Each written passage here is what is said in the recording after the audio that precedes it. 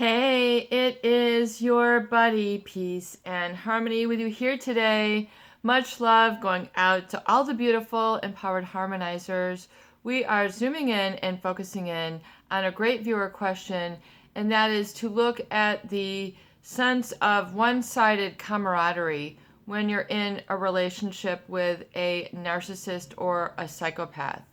When we talk about the relationship undergirding or underlying a relationship with a narcissist, someone who has a pathological sense of self-importance, and coupled with a lack of empathy, there is usually a one-sided camaraderie, meaning as long as you can be supportive and sort of bask in the achievements, the accomplishments of the narcissist, everything seems to be on good footing. As long as you can be the one who's doling it out, dishing up the compliments, doling out the laughter at their jokes, the one who is supportive of their ventures. And meanwhile, sort of going without. This is a fundamental hallmark, I feel, of a one-sided relationship with a narcissist or a psychopath, including that of the covert narcissist. Now, the covert narcissist, they are really sort of typified by their withdrawing, their withholding of communication, of compliments, of support, of guidance, of feedback, of input. In other words, there's a large degree of passivity in which seems to be as if apathy or you don't matter, and just sort of a lack thereof, a sort of an aloofness, a distance that is sort of permeating the relationship. And the narcissist will proceed to feel that they are upstanding, and this is just how they are, that they don't really need to give others that due attention through understanding and reciprocating and validating their feelings. In other words, giving them due process, or hearing them out and then having a response or degree of normal and natural two-way communication. The communication, the issue with the withholding, oftentimes leave people then guessing at what it is that they have done wrong. And especially children, when they have sort of a lack of parenting, a lack of affection, a lack of eye contact, a lack of verbal communication, children tend to interpret this as I am unlovable. And this can be a very profound sort of sense of self if they feel like they're going without, or they're not receiving the communication, nurturing, and adult mature attention that is needed.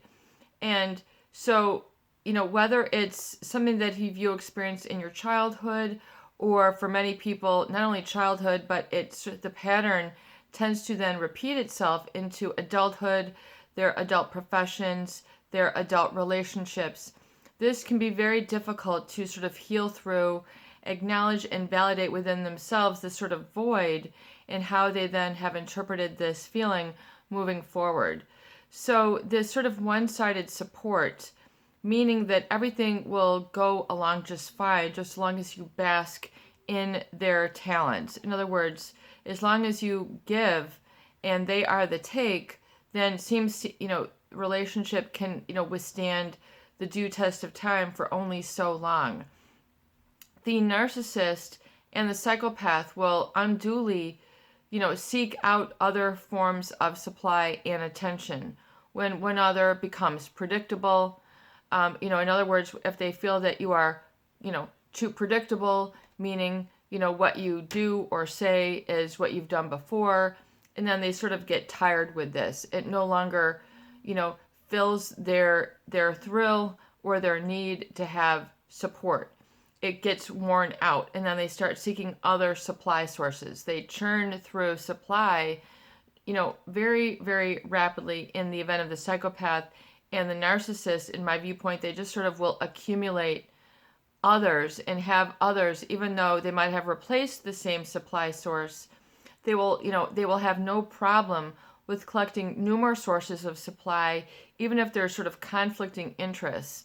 meaning they're hanging out with exes. They're hanging out with exes of exes, distant family members where there's been fighting. They have no problem with, keeping a number of supply sources going on. To them, it's all about the head count. Do we have enough people? Supply source numbers are important to them. So we're looking at oftentimes quantity versus quality.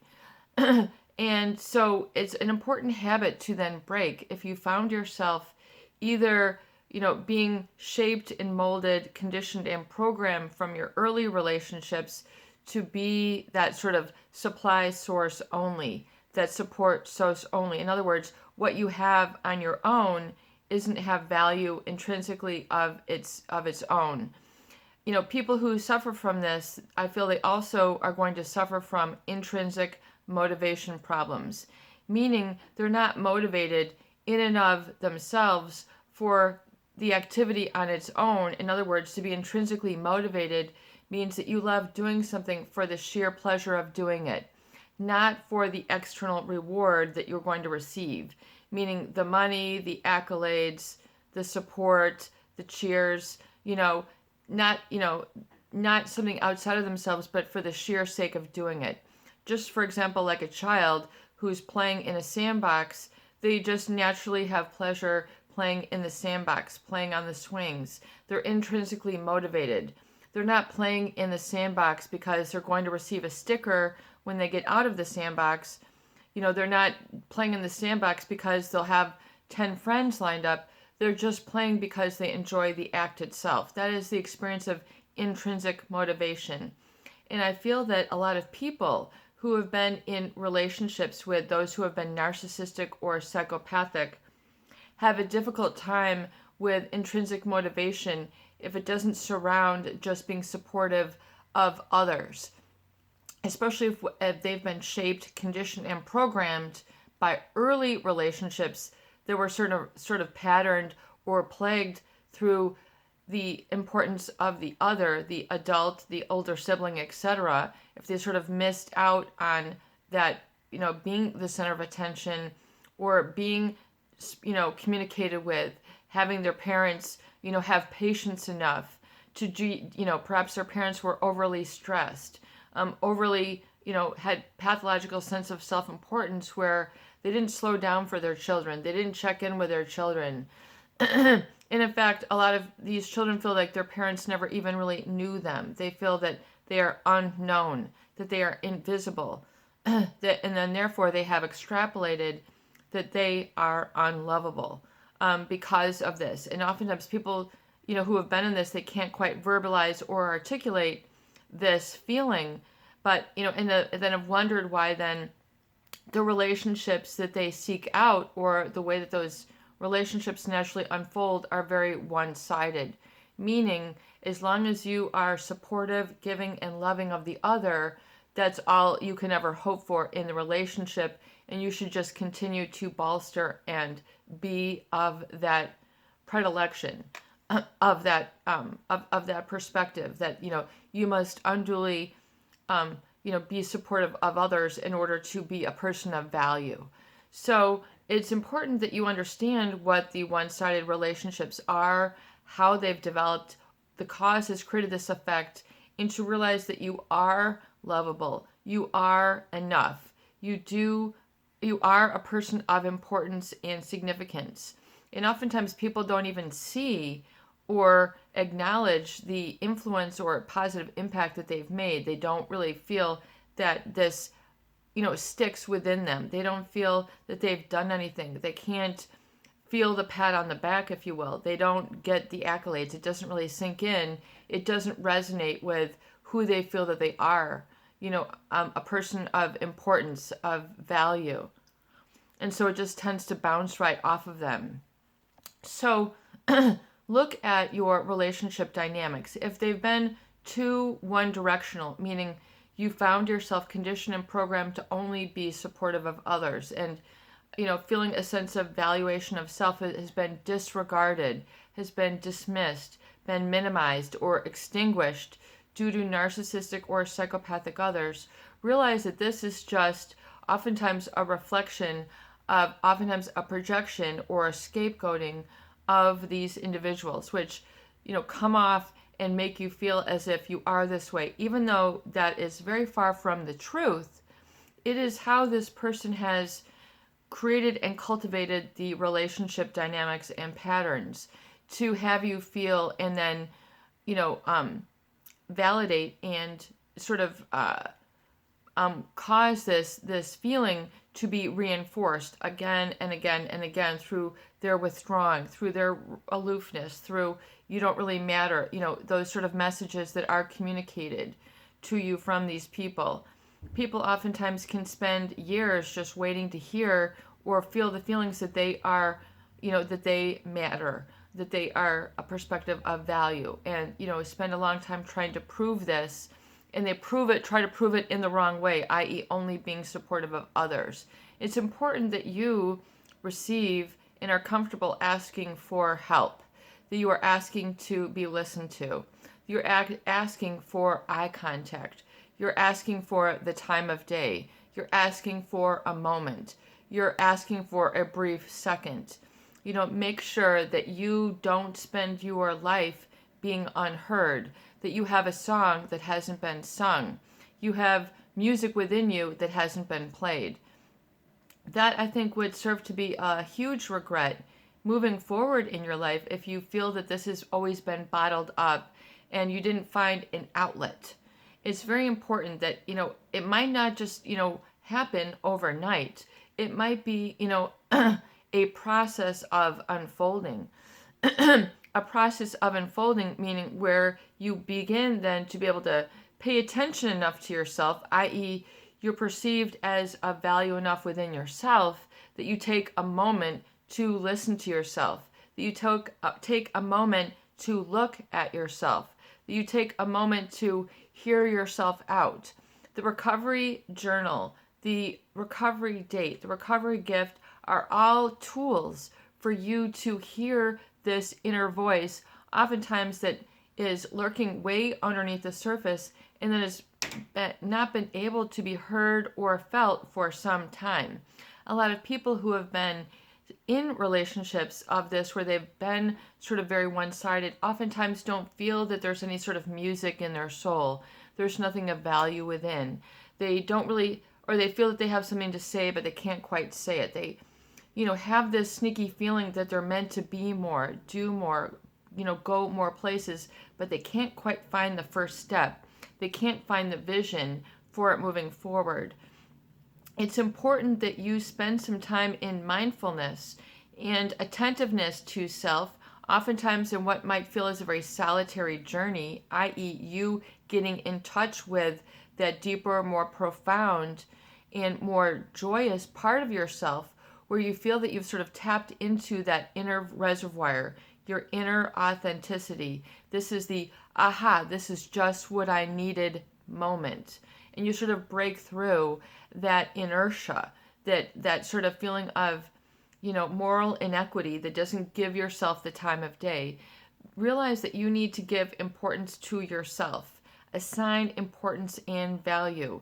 Be the first to be the first. Don't be ashamed of being number one to yourself. As I've said before, when health issues befall you, you're the one who has to walk into the doctor's office. You're the one who has to deal with the x-rays. You're the one who has to deal with the blood work. You're the one who has to go through the procedures and put value on yourself to save yourself. And so you need to take that degree of importance. You need to, as a leader once said, you have to want it bad enough. And it doesn't quite, I don't quite remember the author who stated this, but you have to want it as bad as if someone was holding your head under a water spigot and you could not breathe without this realization. In other words, it has to be, that significant to you, that I need to move, I need to be able to breathe. I need to get out of this toxic element. It has to be that concrete, that clear cut, that definitive and decisive. You need to develop the assertiveness, which can come with time, But oftentimes, once you know what is required, it can become easier and things can loosen up and get jostled enough so that you know where that it's okay, and you give permission to focus in and hone on your experience, being able to assign importance and value to self, that you then take up a leadership role with yourself and then with others. You need to be able to make that transition, to make that breakthrough, to make that shift, of sense of self and I am.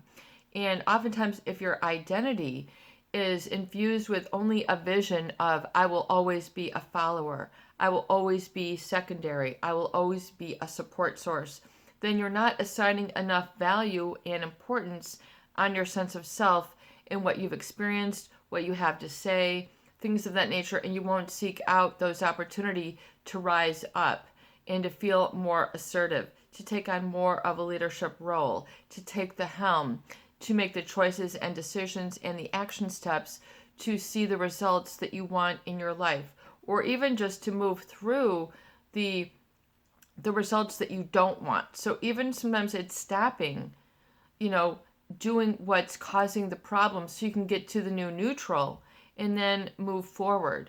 So look at relationships where there's been a habit, a pattern, a conditioning and programming of you being always supportive, or always taking,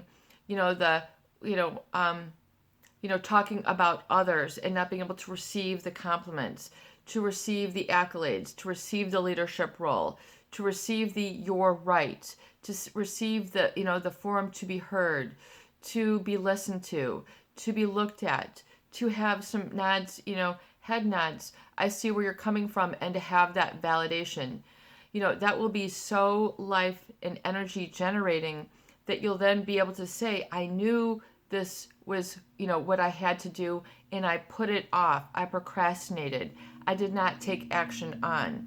A lot of people just remain in that waffly, sort of apathetic, I don't think so mode, when they need to sort of reevaluate and see their approach and their position and their sense of self that they have been taking, as especially as it relates to others or a particular set of others, in order to see that they can break through that mold, to break through those self-limiting beliefs, to break through that imposed limitation or that imposed restriction that once upon a time it might have come from others, and then you have then just internalized it, but you've not given yourself credit where credit is due. You've, allowed too much water to go under the bridge and feel that it's too late for me. It's never too late. It's okay now to realize where you need to be assertive, where you need to set up your standards. This cannot be tolerated. This is why I need a change. This is why I can change, and I will change successfully. Developing a new vision for yourself moving forward. Whatever your action steps need to be more in alignment with the positive vision of self versus only having a positive vision of others. This is a hallmark of codependency.